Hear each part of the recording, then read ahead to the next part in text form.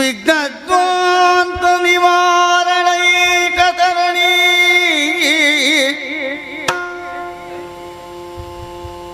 ವಿಘ್ನಾಟವೀ ಹವ್ಯವಾ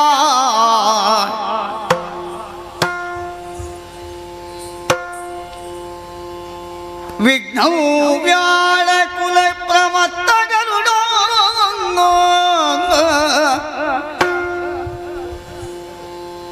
ವಿಘ್ನೇಭ ಪಂಚಾನನ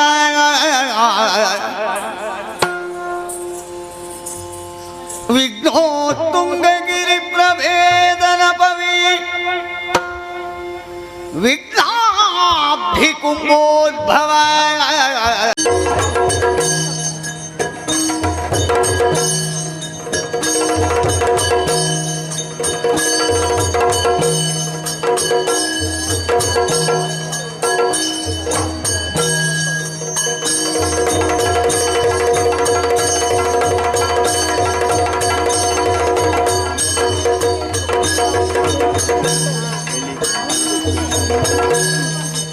ಆತ್ಮೀಯರೇ, ಯಕ್ಷಾಂತರಂಗ ಯೂಟ್ಯೂಬ್ ಚಾನೆಲ್ನ ಪರವಾಗಿ ಯಕ್ಷ ಕಲಾಭಿಮಾನಿಗಳಿಗೆ ಮತ್ತೊಮ್ಮೆ ಹೃತ್ಪೂರ್ವಕವಾದ ಸ್ವಾಗತ. ಈ ಮನೆ ಮನ ಸಂಚಿಕೆಯಲ್ಲಿ ಇನ್ನೋರ್ವ ಹಿರಿಯ ಮದ್ದಳೆಗಾರರಾಗಿ ತೆಂಕುತಿಟ್ಟಿನ ಮದ್ದಳೆಗಾರರಲ್ಲಿ ಇದಮಿತ್ತಂ ಎನ್ನುವಂತಹ ತೀರ್ಮಾನವನ್ನು ಸಮರ್ಥವಾಗಿ ನೀಡಬಲ್ಲಂತಹ ಹಿರಿಯರು ಆದರಣೀಯರು ಆದಂತಹ ಪದ್ಯಾಣ ಶಂಕರನಾರಾಯಣ ಭಟ್ ನಮ್ಮ ಜೊತೆಯಲ್ಲಿದ್ದಾರೆ. ಅವರಿಗೆ ಕಾರ್ಯಕ್ರಮಕ್ಕೆ ಆತ್ಮೀಯವಾದಂಥ ಸ್ವಾಗತ. ನಮಸ್ಕಾರ ಶಂಕರನಾರಾಯಣ ಭಟ್. ಯಕ್ಷಗಾನ ಅನ್ನುವಾಗ ಪದ್ಯಾಣ ಅಂತ ಹೇಳುವಲ್ಲಿಯವರೆಗೆ ಈಗ ಇದ್ದದ್ದು ಬಹಳ ಸಂತೋಷ. ಮನೆಯ ಎಲ್ಲರೂ ಬಹುಶಃ ಪರಿಪೂರ್ಣವಾದಂತಹ ಕಲಾವಿದರೆ. ಈ ಪರಿಸರಕ್ಕೆ ಬರುವ ಮೊದಲು ತಮ್ಮ ವಿದ್ಯಾಭ್ಯಾಸದ ಹಂತಗಳನ್ನು ಹೇಳಿ ಮುಂದುವರಿಸುವ. ತಾವು ಎಲ್ಲಿ ಕಲ್ತಿದ್ದೀರಿ, ಆ ಮನೆಯಲ್ಲಿ ಯಕ್ಷಗಾನದ ವಾತಾವರಣ ಇತ್ತ ಅಂತ, ಕಲಿತ ಬಳಿಕವಾದರೂ ಅಥವಾ ಮೊದಲಾದರೂ ಮುಂದೆ ಅದರ ಬಗ್ಗೆ ಹೇಳಿ.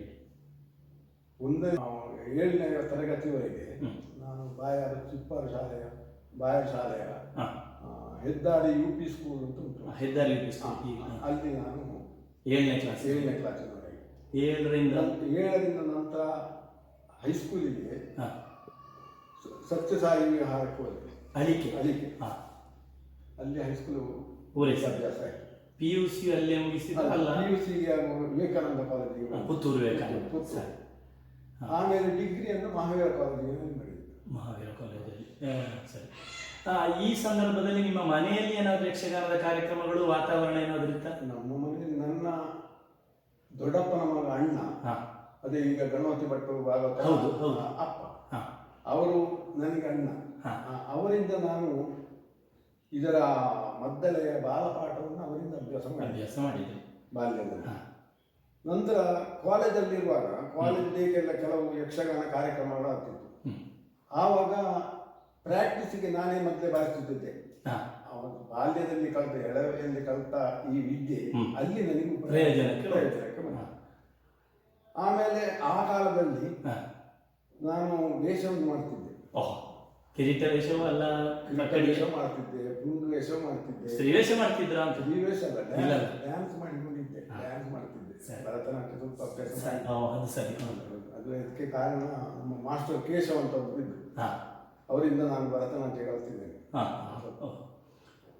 ಆಮೇಲೆ ಡಿಗ್ರಿ ಆದ ಬಳಿಕ ನಾನು 1 ವರ್ಷ ಮನೆಯಲ್ಲಿ ಇದ್ದೆ, ಸೀಕಿಂಗ್ ಫಾರ್ ಜಾಬ್ ಅಂತ ಮನೆಯಲ್ಲಿ ಇದ್ದೆ. ಆಮೇಲೆ ಮಳೆಗಾಲದಲ್ಲಿ ನನ್ನ ನೆರೆಯ ಗ್ರಾಮದ ಈ ಚಿಪ್ಪಾರಿನಲ್ಲಿ ಚಿಪ್ಪಾರ ಕೃಷ್ಣ ಬಲ್ಲಾರು ಅವರಿಗೆ ಒಂದು ಅಭ್ಯಾಸ ಇತ್ತು. ಸಂಜೆ ಹೊತ್ತಿಗೆ, ಮೇಳ ಮುಗಿದ ನಂತರ ಸಂಜೆ ಹೊತ್ತಿಗೆ ಅವರು ಬರುವುದು, ಚೆಂಡೆ ಬಾರಿಸಿ ಹೋಗುವುದು.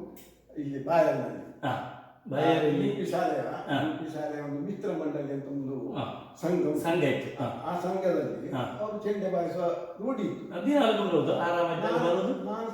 ನಾನು ಅದನ್ನು ಕೇಳಲಿಕ್ಕೆ ಬೇಕಾಗಿ ಹೋಗಿಕೊಂಡಿದ್ದೆ. ಈ ಹುಚ್ಚು ಹೇಗೆ ಉಂಟು ನಿಮ್ಮಲ್ಲಿ?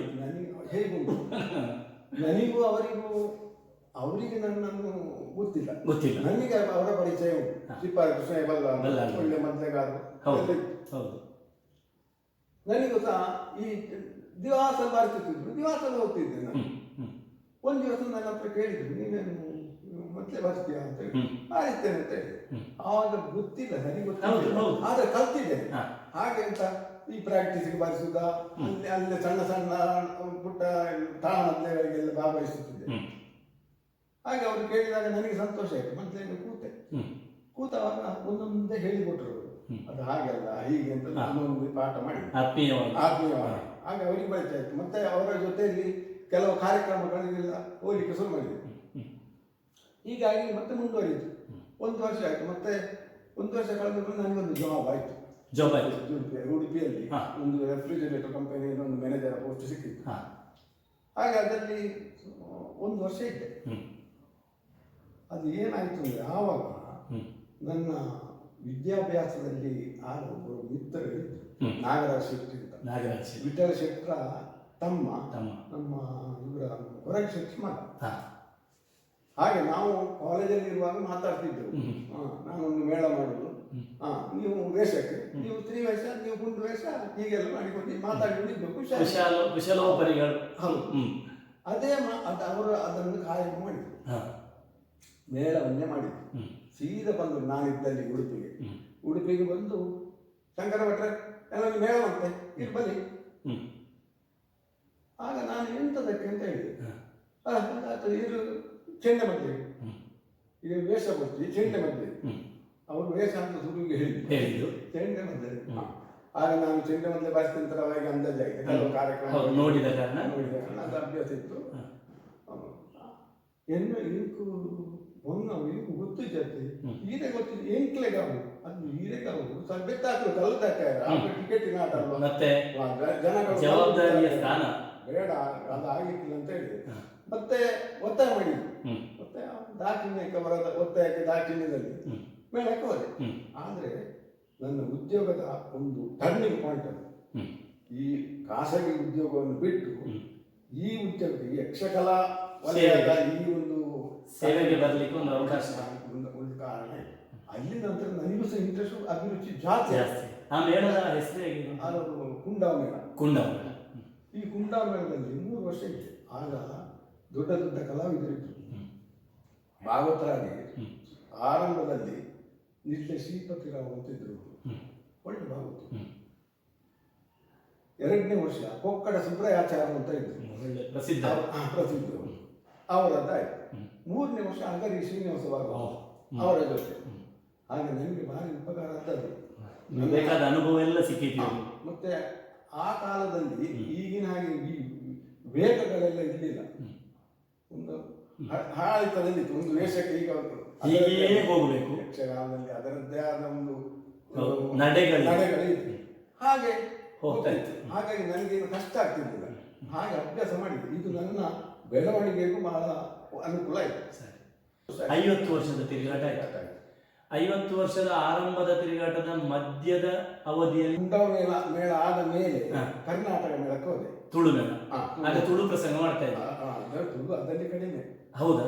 ಅದರಲ್ಲಿ ಕಡಿಮೆ ಆಗ್ತಿತ್ತು, ಇಲ್ಲದಲ್ಲ. ಆಗಿನ ಮಂಗಳೂರಲ್ಲಿ ಸೀನರಿ ಮಾಡುವ ಕಾಲ ಅಲ್ಲ, ಅದರ ನಂತರ ಇದರಲ್ಲಿ ತುಳುವೆ ಹೆಚ್ಚು, ತುಳುವೆ ಆಗ್ತಿದ್ದ, ಕನ್ನಡವು ಆಗ್ತಿತ್ತು. ಮಂಡಚ್ಚರ ಕಾಲ ಒಳ್ಳೆಯ ಅನುಭವ ಸಿಕ್ಕಿದೆ. ಮಂಡಚ್ಚರ ನಮ್ಮ ಜೊತೆಗೆ ಅಮ್ಮಣ್ಣರು ಕೂಡ ಅವಾಗ ಇದ್ರು, ಭಾಗವತರಾಗಿದ್ದು.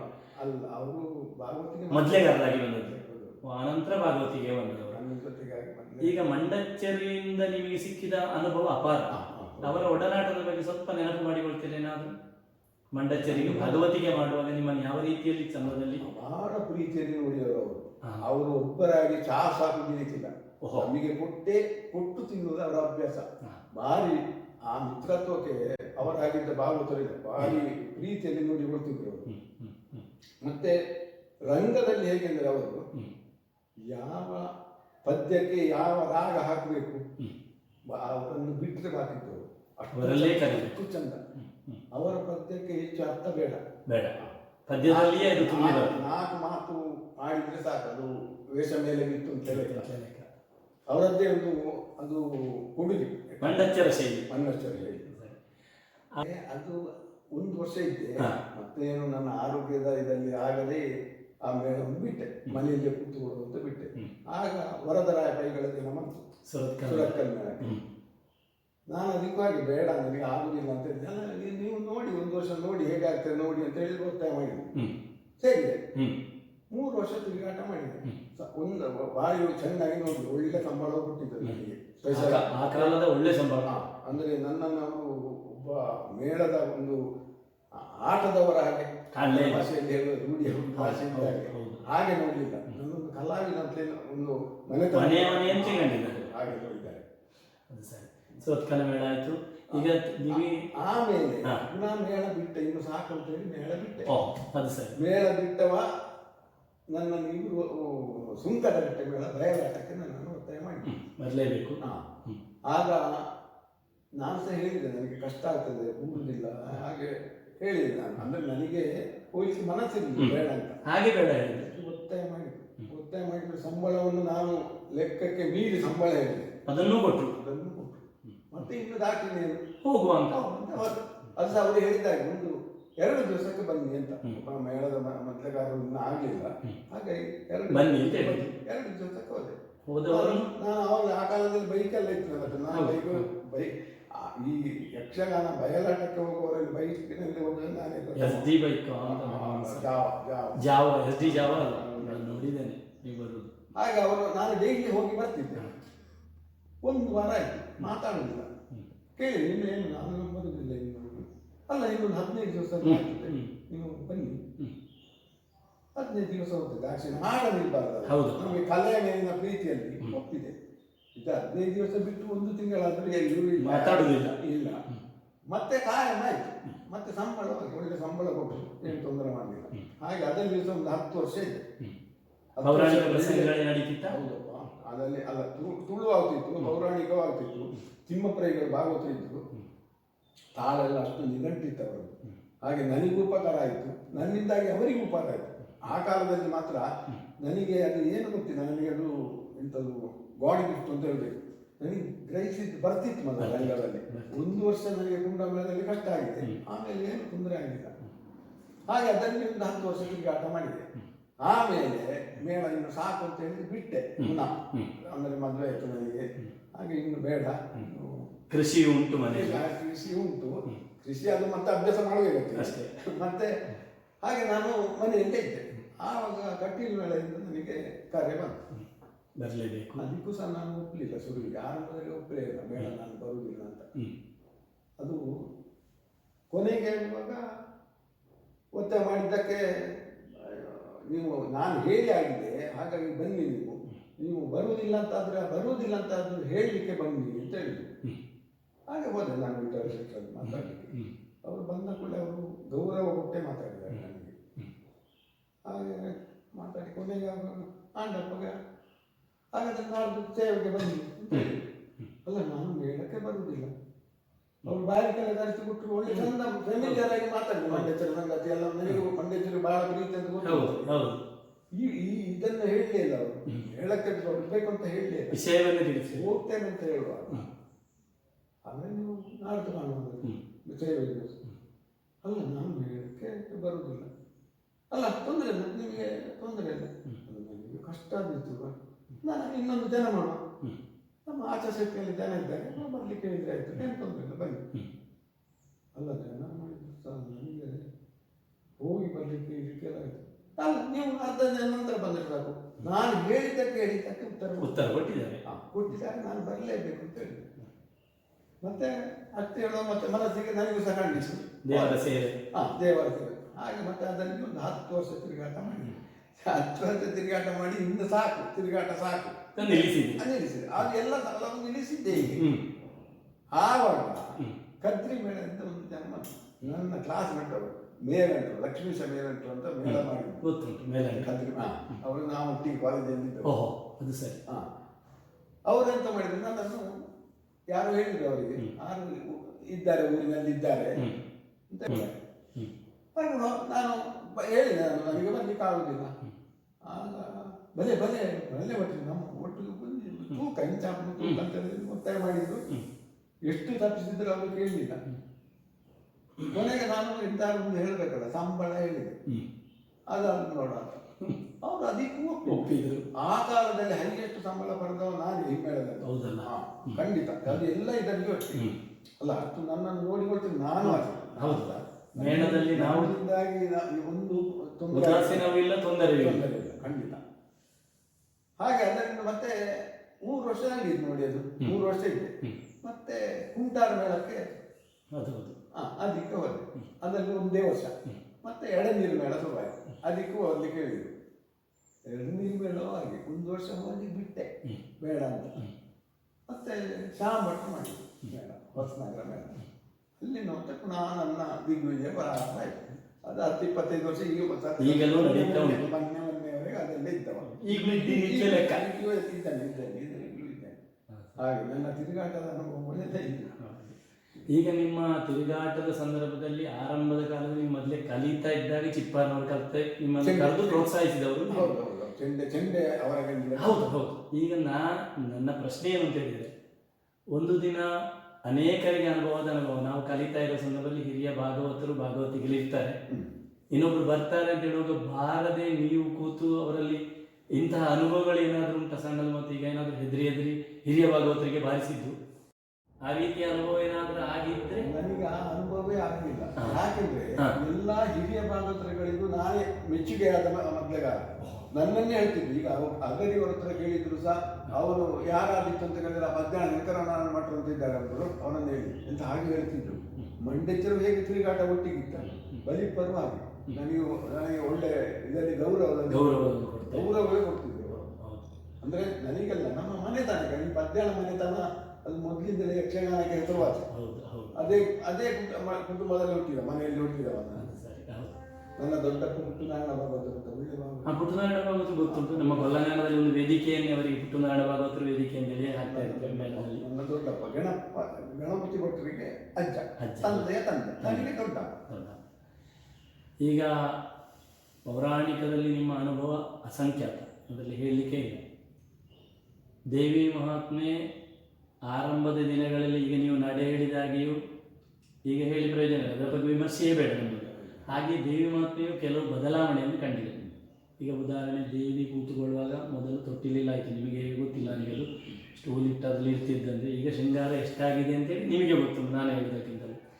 ಯಾವುದೇ ವೇಷಗಳು ಬರುವಾಗಲೂ ಆ ವೇಷಕ್ಕೆ ಸರಿಯಾಗಿ ಮಾರ್ಪಾಡುಗಳಾಗಿದೆ. ಹಿಂದಿನ ಲೆಕ್ಕ ನೋಡಿದರೆ ಈಗ ನೀವು ಎರಡನ್ನೂ ಕಂಡವರು, ನಿಮಗೆ ಸಂತೋಷ ಸಿಗ್ತಾ ಇದೆ ದೇವಿ ಮಹಾತ್ಮೆ. ಈಗ ಎಷ್ಟು ನಾವು ಹಣ ಖರ್ಚು ಮಾಡಬೇಕು, ಅಲ್ಲಿ ಸಿಕ್ಕಿದ ಪ್ರದರ್ಶನದಲ್ಲಿ ಹೆಚ್ಚು ಸಂತೋಷವ ಅಲ್ಲ ಈಗ ಆಗುವಂತಹ ಈ ಅಬ್ಬರದ ಅಥವಾ ಈಗ ಜನಗಳಿಗೆ ಮೆಚ್ಚುಗೆಯಾದಂತಹ ಪ್ರಸಂಗದಲ್ಲಿ ನಿಮಗೆ ಸಂತೋಷ ಎಲ್ಲಿ ಹೆಚ್ಚು ಸಿಕ್ಕಿದೆ ಅಂತೇಳಿ ಒಂದು ಸಣ್ಣ ವಿವರಣೆ. ತಪ್ಪು ಸರಿಗಳ ಬಗ್ಗೆ ನಮ್ಮ ವಿವರಣೆ ಬೇಡ. ನಾನು ಹೇಗೆಂದರೆ, ಈಗ ಯಕ್ಷಗಾನ ರಂಗದಲ್ಲಿ ಆಗುವ ಈಗಿನ ಕಾರ್ಯಕ್ರಮದ್ದು ಹೇಗೆಂದರೆ ರಂಗ ಸೌಂದರ್ಯ ಹಾಗೆ ಉಂಟು, ಏನು ಬದಲಾವಣೆ ಇಲ್ಲ. ಆದರೆ ಯಕ್ಷಗಾನಕ್ಕೆ ಪಾರಂಪರಿಕ ನಾಟ್ಯಕ್ಕಾಗಲಿ ಅದಿಲ್ಲ ಈಗ. ಅದು ಆದ ವ್ಯತ್ಯಾಸ. ಈಗ ವ್ಯತ್ಯಾಸಗಳು ಯಾವುದಾದ್ರು ನಿತ್ಯ ನೀರಿನ ಬದಲಾವಣೆ ಆಗ್ತಾ ಇರಬೇಕು, ಆಗಲೂಬೇಕು. ಅದು ವರ್ಷದಿಂದ ವರ್ಷಕ್ಕೆ ಬದಲಾವಣೆ ಆಗ್ತಾ ಇರ್ತದೆ. ಒಳ್ಳೆ ಬೆಳವಣಿಗೆ. ಕೆಲವು ಏನಾಗಿದೆ ಅಂದರೆ, ಈಗ ನಾಟ್ಯಕ್ಕೆ ಶಾಸ್ತ್ರೀಯತೆ ತಂದು ಬಿಟ್ಟರೆ ಅದು ಯಕ್ಷಗಾನ ಆಗುವುದು ಹೇಗೆ, ಅದು ಯಕ್ಷಗಾನ ಆಗುವುದಿಲ್ಲ. ಅದರ ಫಂಡಮೆಂಟಲ್ ಅನ್ನು ಬಿಡಬಾರ್ದು. ಈಗ ಏನು ಮಾಡ್ತಾರೆ, ಭರತನಾಟ್ಯ ಸ್ಟೆಪ್ಗಳನ್ನು ಹಾಕ್ತಾರೆ, ಚಂದ ಆಕರ್ಷಣೆ, ಒಳ್ಳೆ ಸೌಂದರ್ಯ ಉಂಟು. ಯಕ್ಷಗಾನದ ಸೌಂದರ್ಯ ಇಲ್ಲ ಅಷ್ಟೇ. ನಾನು ಹೇಳುದು ಅಷ್ಟೇ. ಮೊದಲು ನಾವು ಸಹ ಹಾಗೆ, ಮೊದಲು ಈಗ ನಾನು ಕಟೀಲು ಮೇಳಕ್ಕೆ ಹೋಗುವಾಗ ಆ ಮಟ್ಟಿಗೆ ನಾನು ಕುರಿಯ ಶಾಸ್ತ್ರಿಗಳನ್ನು ಅಭಿವಂದಿಸಬೇಕು. ಯಾಕೆಂದ್ರೆ ಅವರ ಮನೋಧರ್ಮವು ನನ್ನ ಮನೋಧರ್ಮವು ಒಂದೇ. ನಾನಿದ್ರೆ ಅವರಿಗೆ ಉತ್ಸಾಹ ಜಾಸ್ತಿ, ಅವರಿದ್ರೆ ನನಗೂ ಉತ್ಸಾಹ ಜಾಸ್ತಿ. ಯಾಕೆಂದರೆ ಅವರ ಮನೋಧರ್ಮಕ್ಕೆ ಹಾಡಿದ್ದು ನನ್ನ ಮನೋಧರ್ಮಕ್ಕೆ ಸರಿ ಇರ್ತದೆ, ನಾನು ಭಾರಿಸಿದ ಅವರೇ ಮನೋಧರ್ಮಕ್ಕೆ ಸರಿ ಇರ್ತದೆ. ಇದರಿಂದಾಗಿ ಕೆಲವು ಕ್ರಮಗಳನ್ನು ವ್ಯತ್ಯಾಸಗಳನ್ನು ನಾವು ಮಾಡಿದ್ದೇವೆ. ಅದು ಯಾವುದು ಹಾಳಾಗಲಿಲ್ಲ, ಹಾಳಾದಂತಿತ್ತು ಹೋಗಿದೆ. ಅದು ಹಾಗೆ ಎಲ್ಲಾರು ವ್ಯತ್ಯಾಸ ಆದರೆ ಅದು ಅನಗತ್ಯ ಅಂತ ಕಂಡದ್ದು ಶಾಶ್ವತ ಆಗಿದೆ. ಶಾಶ್ವತ ಇದ್ದದ್ದೆಲ್ಲ ಈಗ ನಾನು ಬಿಡುವವರೆಗೆ ಆದ ವ್ಯತ್ಯಾಸಗಳು, ಗಂಗಾಶೇಖರ ಮಹಿಷಾಸುರಕ್ಕೆ ಕೆಲವು ವ್ಯತ್ಯಾಸಗಳನ್ನು ಮಾಡಿದ್ದೇವೆ ನಾನು. ಅದರಲ್ಲಿ ದೇವೇಂದ್ರನನ್ನು ಸೋಲಿಸಿದಲ್ಲಿಗೆ ಒಂದು ಬಾವಿನ ಎಂದೆಂತಗಳ ಮೀನಲ್ಲಿ ಅಂತ ಒಂದು ಬಾವಿನ ಅದನ್ನು ಈಗ ಹಾಗೆಲ್ಲ ಹೇಳುದು, ಈಗ ಏರು ಬಗ್ಗೆ ಹೇಳುದು. ಹಾ. ಅಲ್ಲಿ ಈಗ ಅದ್ಭುತ ಕಾಲ ಅದು ಏನಾಗಿದೆ ಅಂದ್ರೆ, ನನಗೆ ಒಂದು ದಿವಸ ಸ್ಪಿರಿಟ್ ಬಂದು ನಾನು ಎಂತ ಒಂದು ಸಿಗ್ನಲ್ ಮಾಡಿದಾಗ ಅವರು ಕೂಡಲೇ ಏರು ಬಗ್ಗೆ ಕೊಟ್ಟು ಏರು ಬಗ್ಗೆ ಒಳ್ಳೆ ಕೆಲಸ ಮಾಡಿದ.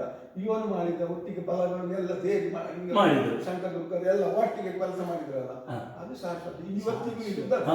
ಅದು ಶುರು ಮಾಡಿದ್ದು ನಾವೇ. ಅದು ಸರಿ, ಅದನ್ನೇ ನಾನು ಹೇಳ್ತಾ ಇರೋದು. ನಾನು ಹೇಳುದಲ್ಲ, ಇದಕ್ಕೆಲ್ಲ ಕಾರಣ ಕುದಿಯ ಶಾಸ್ತ್ರಿಗಳು. ನನ್ನೊಂದು ರಂಗದಲ್ಲಿ ಒಬ್ಬ ಮೊದಲೇ ಚೆಂಡೆ ಬಾರಿಸುವ ಒಬ್ಬ ಇದ್ದಾನೆ ಅಂತ ತೋರಿಸಿಕೊಂಡದ್ದಿದ್ರೆ ಅವರಿಗೆ ಆ ಕ್ರೆಡಿಟ್. ಇವರು ಮಾಡಿ ಹೋಗಿದ್ದು ತಿಮ್ಮಪ್ಪನಿಗೂ ಇಲ್ಲ ಅಂತಲ್ಲ, ಈಗ ಒಳ್ಳೆ ಮೆಚ್ಚುಗೆ ಇತ್ತು. ಆದರೆ ಅದು ಒಳ್ಳೆ ಪ್ರಚಾರಕ್ಕೆ ಬಂದದ್ದು ಈಗ ಅಂದ್ರೆ ಈಗಲೂ ಹೇಳ್ತಾರೆ, ಕುರಿಯ ಶಾಸ್ತ್ರಿಗಳು ಬೇಕು ಶಂಕರಣ್ಣನ ಚೆಂಡೆ ಕೇಳಬೇಕಾದ್ರೆ ಅಂತ ಈಗಲೂ ಹೇಳ್ತಾರೆ. ನನ್ನನ್ನು ಹೇಳ್ತಾರೆ, ಅವರನ್ನು ಹೇಳ್ತಾರೆ. ಅವರ ಗಣಪತಿ ಭಟ್ರ ಭಾಗವತಿಗೆ ಕೇಳಬೇಕಾದ್ರೆ ಶಂಕರಣ್ಣ ಅಂತ ಬೇಕು, ನನ್ನ ಚೆಂಡೆ ಬೇಡವಾದ್ರೆ ಅದೊಂದು ನಮ್ದು ಪರಸ್ಪರ ಹೊಂದಾಣಿಕೆಯಲ್ಲಿದ್ದದ್ದು. ಮನೋಧರ್ಮ ಒಂದೇ ಆದ ಕಾರಣ ಕೆಲವು ವ್ಯತ್ಯಾಸಗಳಾಗಿವೆ, ಅದೇ ಆಳದ್ದು ನಿಲ್ಲಿಲ್ಲ ಅಷ್ಟೇ.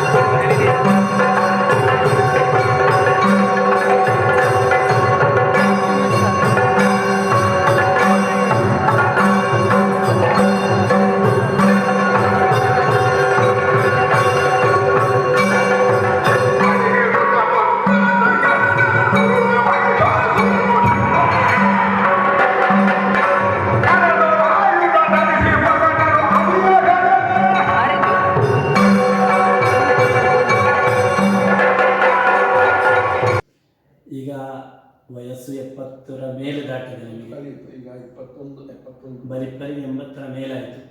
ಅಮ್ಮಣ್ಣಯ್ಯರು 60 ದಾಟಿದ್ದು. ಮೊನ್ನೆ ಸಂತೋಷ ಷಷ್ಠಿಯದ್ದೆಲ್ಲ ಆರಂಭವಾಯಿತು. ನಮಗೆ ಒಂದು ಮತ್ಸರ ಅಂತ ಹೇಳಿದರೆ, ಈ ಮೂವರು ವೇದಿಕೆಗೆ ಬಂದಾಗ ನಮ್ಮಕ್ಕಿಂತ ಚಂದ ಕಾಣ್ತಾರೆ. ಶಂಕರಣ್ಣ ಚೆಂಡೆ ಹಾಕಿ ನೋಡಿದ್ರೆ ನನ್ನ ಬಾಲ್ಯದಲ್ಲಿ ನಿಮಗೆ ಪರಿಚಯ ಇಲ್ಲ, ನನಗೆ ಅದರ ಚೆಂಡೆ ಹಾಕಿ ನಿಲ್ಲುವುದೇ ಚಂದ. ಅಮ್ಮಣ್ಣಯ್ಯರ ಪದ್ಯಕ್ಕೆ ಕೂತುಕೊಳ್ಳುವುದೇ ಚಂದ.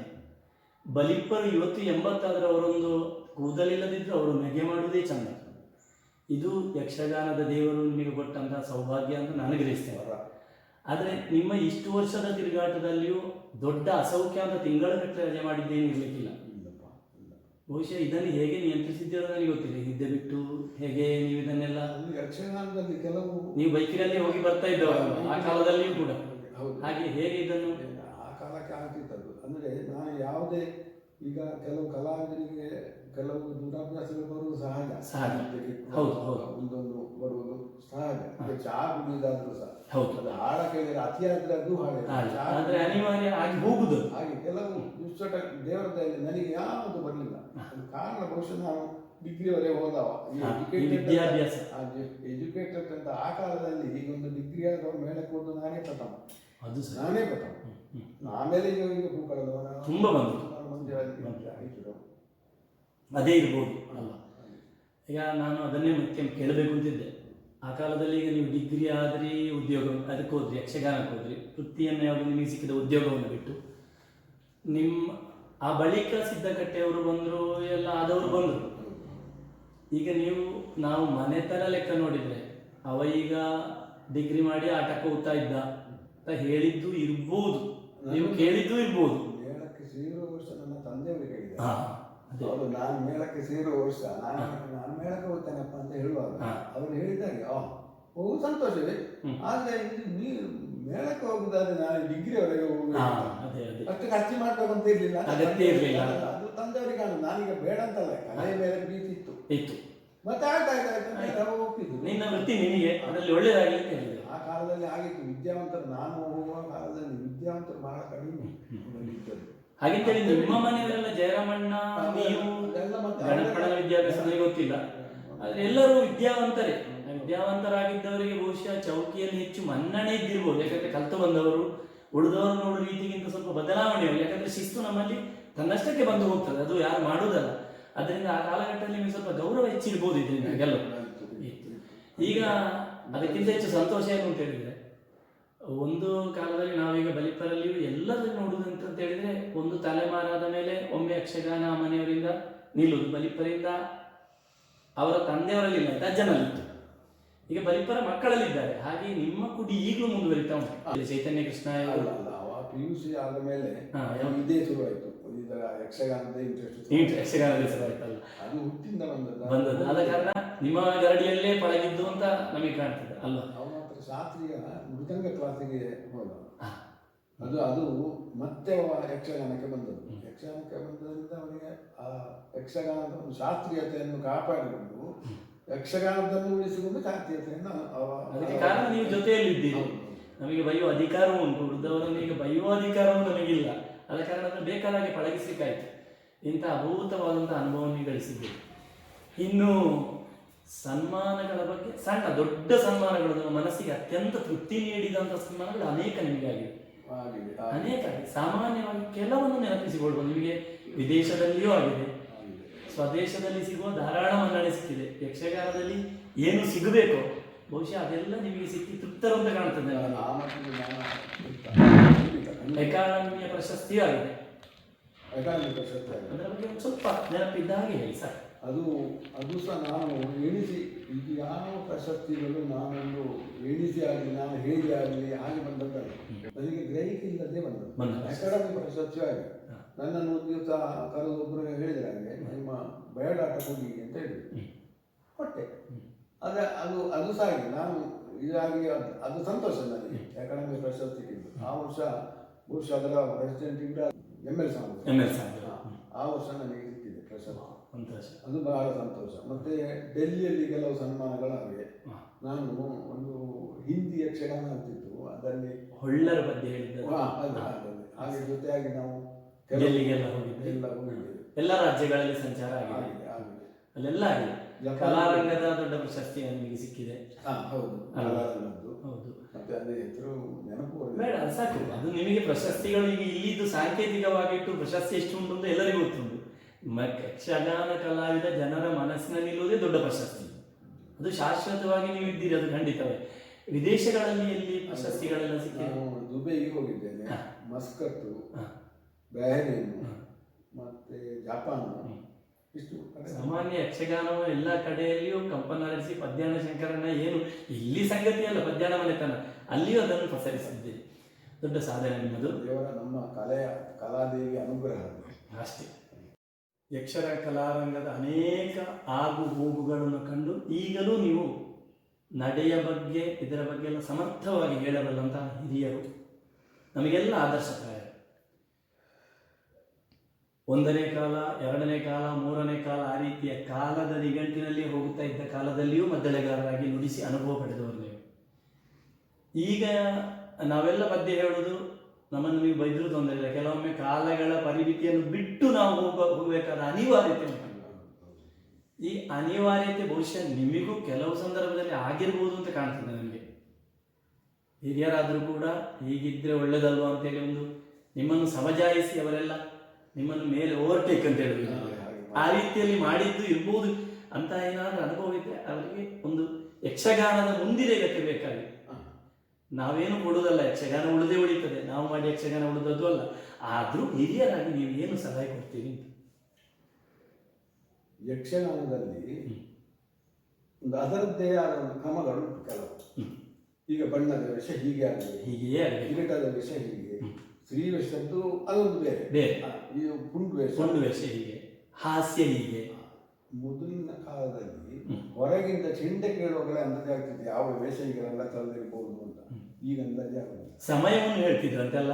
ಸಮಯವೂ ಹೌದು, ಸಮಯದಿಂದಲೂ ಜಾಸ್ತಿ ಏನಂದ್ರೆ ವೇಷಕ್ಕೆ ಸರಿಯಾಗಿ ಹೇಳುದು. ಬಣ್ಣದ ವೇಷ ವಿಳಂಬಗತಿಯಲ್ಲಿ ಹೋದ್ರೆ ಇತ್ತು ಅಲ್ವಾ? ಹೌದು, ಚಂದ ಅದು ಚಂದ.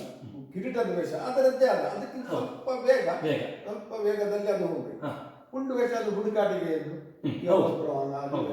ಚಿಗುರು ಮೀಸೆಯ ಹುಡುಗರು ಅಂತ ಬಬ್ರವಾನ ಮತ್ತೆ ಅಭಿಮನ್ಯು ಇಂಥದ್ದೆಲ್ಲ ನೋಡಲು ಒಂದೇ ಪುಂಡು ವೇಷ, ಅದಕ್ಕೆ ವ್ಯತ್ಯಾಸ. ಈಗೆಲ್ಲ ಮುಂದೆ ಆಗಿದೆ. ಅದೇ ನಾನು ಹೇಳ್ತಾ ಇದ್ದೆ, ಹೊರಗಿಂದ ಕೇಳಿದ್ರೆ ಈಗ ಯಾವ ವೇಷ ಉಂಟು ಅಂತ ಹೇಳಿಕ್ಕೆ ಸಾಧ್ಯವೇ ಇಲ್ಲ. ಮೊದಲಾದ್ರೆ ಬರ್ತಿತ್ತು.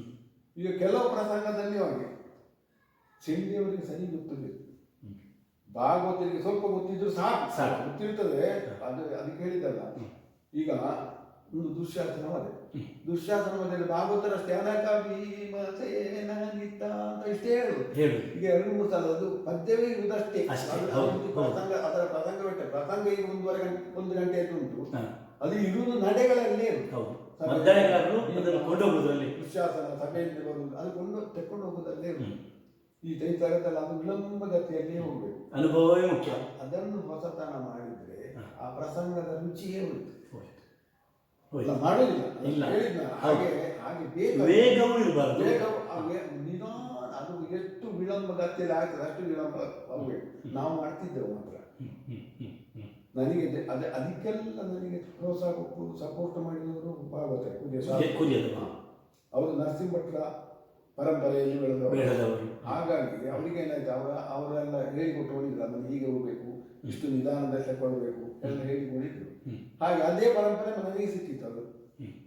ಹಾಗಾಗಿ ಅದು ಬೆಳವಣಿಗೆ ಒಳ್ಳೆಯಾಯಿತು. ಈಗಿನ ಕಾಲದಲ್ಲಿ ಈಗ ಹಿಮ್ಮೇಳದಲ್ಲಿ ಒಳ್ಳೊಳ್ಳೆ ಬಾರಿಸುವ ಯುವಕರಿದ್ದಾರೆ. ಈಗ ಹೆಚ್ಚು ಮಾತಾಡಿದರೆ ಈಗಿನ ಕಲಾವಿದರಷ್ಟು ಸ್ಪೀಡ್ ನನಗೆ ಬರುವುದೇ, ಅಷ್ಟು ಸ್ಪೀಡ್ ನಲ್ಲಿ ಬಾರಿಸ್ತಾರೆ. ಈಗ ರಂಗಕ್ಕೆ ಬೇಡೋ ಮತ್ತೇನು ಪ್ರಶ್ನೆ, ಆದ್ರೆ ಬಾರಿಸ್ತಾರೆ. ಅಷ್ಟು ವೇಗ ಉಂಟು ಅವರ ಉರುಳಿಕೆ ನಡೆ. ನಂದೊಂದು ಎಂಥದ್ದು ಜನಗಳ ಹತ್ರ ಒಂದು ಹೇಳುವುದೇನಂದ್ರೆ, ಈಗಿನ ಕಲಾ ಮಕ್ಕಳ ಹತ್ರ ಸ್ಪೀಡ್ ಬಾರಿಸಲಿ, ಅದಕ್ಕೆ ಅದರದ್ದೇ ಆದ ಕೆಲವು ಕ್ರಮಗಳುಂಟು ವೇಷಕ್ಕೆ. ಈಗ ಆ ನಡೆಗೆ ಅದನ್ನು ಬಿಟ್ಟು ಹೋಗಬಾರದು. ಈಗ ಕೈಗೆ ಸ್ಪೀಡ್ ಬರ್ತದೆ, ತಪ್ಪಲು ಬಾರಿಸಲಿಕ್ಕೆ ಆಗ್ತದೆ. ಈಗ ಏಕತಾಳಕ್ಕೆ ಈಗ ತರಿಗಿಡ ಬಾರಿಸಬಹುದು, ಅದು ಬೇಕಾದ್ರೆ ಮಾಡಿ. ಹಾಗೆ ಅಂತ ಈ ತಾಳವನ್ನೇ ಮುಂದೆ ತಕೊಂಡು ಹೋಗಿ ಇದು ಮಾಡುವುದು ಅದು ಕ್ರಮ ಅಲ್ಲ, ಅದರ ಸೌಂದರ್ಯ ಹೋಯ್ತು ಅಂತ ಲೆಕ್ಕ. ನಾವು ಮುಂದಕ್ಕೆ ಯಕ್ಷಗಾನವನ್ನು ತೋರಿಸಲಿಕ್ಕೆ ಆಗುದಿಲ್ಲ, ನಾವು ಮಾಡಿದ್ದೇ ಯಕ್ಷಗಾನ ಅಂತ ಆಗ್ತದೆ. ಹಾಗಂತ ಈಗಿನ ಕಲಾವಿದರು ಮಕ್ಕಳೆಲ್ಲ ಒಳ್ಳೆ ಬಾರಿಸುವವರಿದ್ದಾರೆ, ಸೆಂಟ್ ಟೈಮಲ್ಲಿ ಎಲ್ಲ ಬಾರಿಸುವವರಿದ್ದಾರೆ. ಹೌದು ಹೌದು, ಸುಮಾರು ಹೊಂದಿದ್ದಾರೆ, ತಯಾರಾಗಿದ್ದಾರೆ. ನನಗೆ ಕಾಣುವಾಗ ಹಾಗೆ ಕಾಣುತ್ತದೆ. ಹಾಗಂತ ನಿಜವಾಗಿ ಯಕ್ಷಗಾನ ಈಗ ಹೊಲಸಾಗಿಲ್ಲ, ಹುಲುಸಾಗಿ ಬೆಳೆಯುತ್ತಾ ಉಂಟು. ಅದು ಮಾತ್ರ ಕ್ರಮಗಳನ್ನು ಸ್ವಲ್ಪ ಬದಲಿಸ್ತಾ ಇದ್ದಾರೆ. ಮತ್ತು ಒಂದು ಇದಾದರೂ ಸಹ ಗ್ರಾಹ್ಯ ಏನು ತೊಂದರೆ ಇಲ್ಲ. ಯಾಕೆಂದರೆ ಯಾವುದು ಬೇಡವೋ ಅದು ನಿಲ್ಲುವುದಿಲ್ಲ, ಯಾವುದು ಬೇಕೋ ಅದು ನಿಲ್ತದೆ. ಹೌದು, ಖಂಡಿತ. ಅದು ಈ ಪ್ರಕೃತಿ ನಮ್ಮ ಇದನ್ನು ದೇಶವನ್ನೆಲ್ಲ ಇದು ಕಂಟ್ರೋಲ್ ಮಾಡಿದಾಗೆ ಅದು ಬೇರೆ ಸರಿ ಮಾಡ್ತದೆ. ಕುರಿಯ ಶಾಸ್ತ್ರಿಗಳು ಯಾರು, ಕುರಿಯ ವಿಠಲ ಶಾಸ್ತ್ರಿಗಳು ಅವರೇ ವ್ಯತ್ಯಾಸ ಮಾಡಿದ್ದಾರೆ. ಈ ಹನುಮಂತನದ್ದು ದೊಡ್ಡ ಕಿರೀಟ ಪರಂಪರೆ ದೊಡ್ಡ ಕಿರೀಟ, ಉರುಟ ಕಿರೀಟ, ಅದರಲ್ಲಿ ಕೆಲಸ ಮಾಡಲಿಕ್ಕೆ ಆಗುದಿಲ್ಲ. ಅದಕ್ಕೆ ಬೇಕಾಗಿ ಅವರು ಚೋಳೆಯನ್ನು ಬದಲಾವಣೆ, ಹೌದು, ಅದನ್ನು ಬದಲಿಸಿದ್ರು ಅವರು. ಅಲ್ಲಿದ್ರೆ ಅದು ಒಳ್ಳೆ ಅವರ ಈ ಲಂಕಿಣಿಯ ಇದರಲ್ಲಿ ಆ ಹನುಮಂತ ಅಲ್ಲ, ಒಳ್ಳೆ ಹೆಸರುವಾಸಿ ಅವರು. ಹಾಗೆ ಈ ಬದಲಾವಣೆ ಮಾಡಿದ್ದಾರೆ. ಆ ವೇಷ ನೋಡಿ ಅದು ಕಾಯಂ ಆಯ್ತು. ಈಗ ಚೋಳೆ ಯಾವುದಂದ್ರೆ ಇದನ್ನೇ ಹೇಳ್ತಾರೆ, ಅದರ ಬಗ್ಗೆ ಮಾಹಿತಿ ಇಲ್ಲ. ಹಾಗೆ ಕೆಲವು ಒಳ್ಳೆದಾದ ನಿಲ್ತದೆ, ಒಳ್ಳೆ ಇಲ್ಲದ್ರೆ ಹೋಗ್ತದೆ. ಹಾಗೆ ಇದನ್ನು ಹೇಳಲಿಕ್ಕಿಲ್ಲ, ಬೆಳವಣಿಗೆ ಅದು ಇದ್ದದ್ದು ಆಗ್ಲೇ ಬೇಕು. ಯಾವುದು ಬೇಡೋ ಅವಳೇ ಬಿಸಾಡ್ತಾಳೆ ಯಕ್ಷಮಾತೆ. ನಾವು ಅದರ ಬಗ್ಗೆ ಅಹಂಕಾರ ಪಟ್ಟು ನಾವಲ್ಲಿ ನಮಗೆ ಅಲ್ಲಿ ಸ್ಥಾನ ಇರುವುದಿಲ್ಲ ಅಲ್ಲ, ಸತ್ಯ. ಆದರೆ ಯಕ್ಷಗಾನ ಅನ್ನೋದು ರಾತ್ರಿ ಮನೆಯಲ್ಲಿ ಇಲ್ಲ, ಹಗಲು ಮನೆಗೆ ಬರ್ತೇವೆ. ಉಳಿದವರೆಲ್ಲ ಎಚ್ಚರಿಕೆಯಲ್ಲಿರುವಾಗ ನಾವು ಬಂದು ನಿದ್ದೆ ಮಾಡ್ತೇವೆ. ಈ ಪರಿಸ್ಥಿತಿಯಲ್ಲಿ ಬಹುಶಃ ಒಂದು ಬ್ರಾಹ್ಮಣ ವರ್ಗದಲ್ಲಿದ್ದರೂ ಮತ್ತು ಕಷ್ಟ. ನೀವು ಮನೆಯಲ್ಲಿ ಹೇಗೆ ಅದನ್ನು ನಿಮ್ಮ ಮನೆಯವರು, ಮನೆಯ ಮಡದಿ, ಆ ಕಾಲದಲ್ಲಿ ನಿಮ್ಮ ಯೌವನ ಎಲ್ಲ ಯಕ್ಷಗಾನದಲ್ಲೇ ಇತ್ತು. ಮಕ್ಕಳ ವಿದ್ಯಾಭ್ಯಾಸ ಆಗಬೇಕು, ಮಕ್ಕಳೇನು ಮಾಡ್ತಾ ಇದ್ದಾರೆ ಅದರ ಬಗ್ಗೆ ಸಣ್ಣ ಮಾಹಿತಿಯನ್ನು ನಿಮ್ಮ ಧರ್ಮಪತ್ನಿಯವರು ಹೇಗೆ ಅದನ್ನು. ನಮ್ಮ ಮನೆಯವರಿಗೆ ಇದರ ಬಗ್ಗೆ ಏನು ಅಭ್ಯಂತರ ಬರಲಿಕ್ಕೆ ಸಾಧ್ಯವೇ? ಅದು ಸರಿ, ಬೇಡ ಅಂತ ಬರ್ತದೆ. ಯಾವ ನಾವು ಆಲೋಚನೆ ಮಾಡಿ ನಾನು ಇಂಥ ಈಗ ಉದಾಹರಣೆಗೆ ನಾನೇ ಆಗಿ ಈಗ ನಾನು ಗ್ರಹಿಸಿ ಕಲಾವಿದ ಅಂತಲ್ಲ, ಹುಟ್ಟಿನಲ್ಲಿ ಉಂಟಲ್ಲ. ನಾನು ಈಗ ಮೊದಲು ನಾನೊಬ್ಬ ಕಲಾವಿದ ಆಗ್ತೇನೆ ಅಂತ ನಾನು ಗ್ರಹಿಸಲೇ ಅನಿವಾರ್ಯತೆಯಿಂದ ಅದು ಏನು ನನಗೆ ತನ್ನಿಂತಾನೆ ಇಂಟ್ರೆಸ್ಟ್ ಆಗದೆ ನನಗೆ ಡಿಗ್ರಿ ಆದ ಮೇಲೆ. ತಂದೆಯವರೆಲ್ಲ ಇಲ್ಲಿ ನಿಮ್ಮ ಮನೆಯವರ? ಅವರದ್ದು ಕಾಸರಗೋಡು, ಇಲ್ಲಿ ಕುಂಬಳೆ ಹತ್ತಿರ. ಯಕ್ಷಗಾನದ ಸಂಬಂಧಪಟ್ಟ ಆಸಕ್ತಿ ಇರುವ ಮನೆಯವರ ಅವಳಿಗಿಲ್ಲ ಇಲ್ಲ. ಆಗಿಂದ ಅವಳು ಜಸ್ಟ್ ಗಂಡನಿಗೆ ಬೇಕಾದ ಹಾಗೆ ಅದು ಸರಿ. ಆಗ್ಬೋದು. ಹಾಗಾಗಿ ಅದು ತೊಂದರೆ. ಹಾಗೆ ಮತ್ತೆ ಮಕ್ಕಳು ನನಗೆ ಇಬ್ಬರು ಮಕ್ಕಳು, ಒಬ್ಬಳು ಮಗಳು, ಮತ್ತಿನ ಮಗ. ಹೆಸರು ಮಗಳದ್ದು ಅರ್ಚನಾ. ಅವರಲ್ಲಿ ಅವಳು ಉದ್ಯೋಗದಲ್ಲಿಲ್ಲ, ಅವಳ ಗಂಡ ಅಲ್ಲಿಯ ಉದ್ಯೋಗದಲ್ಲಿದ್ದಾನೆ, ಅವನು ಇಂಜಿನಿಯರ್ ಆಗಿದ್ದಾನೆ. ಮಗ ಇಂಜಿನಿಯರು, ಅವ ಬೆಂಗಳೂರಲ್ಲಿ. ಯಕ್ಷಗಾನದಲ್ಲಿ ಏನಾದರೂ ಮಾಡಿದರೆ ವೇಷಗಳು ಗೊತ್ತುಂಟು ಅವನಿಗೆ, ಹಾಗೆಂತ ಸಕ್ರಿಯವಾಗಿ ಇಲ್ಲ ಅಲ್ಲ, ಉದ್ಯೋಗದ ನಿಮಿತ್ತ ಆಗುದಿಲ್ಲ ಅದು ಅವನಿಗೆ. ಮೊದಲಿಂದ ನನಗೂ ಅದು ಅನುಭವ. ಯಾವುದು ಯಾವುದಾದ್ರೂ ರಿಪೇರಿ ಮಾಡುವಂಥದ್ದೆಲ್ಲ ನನಗೂ ಅನುಭವ ಉಂಟಲ್ಲ. ನನ್ನ ಆ ಇದು ಅವನಿಗೆ ಹೋಗಿದೆ, ಅವನಿಗೆ ಬಂದಿದೆ. ಎಲ್ಲರೂ ಪ್ರೋತ್ಸಾಹದಾಯಕವಾಗಿ ಸಂತೃಪ್ತವಾದ ಕುಟುಂಬ, ವಿದ್ಯಾಭ್ಯಾಸವೆಲ್ಲ ಆಗಿ ಒಳ್ಳೆ ಉದ್ಯೋಗದಲ್ಲಿದ್ದಾರೆ.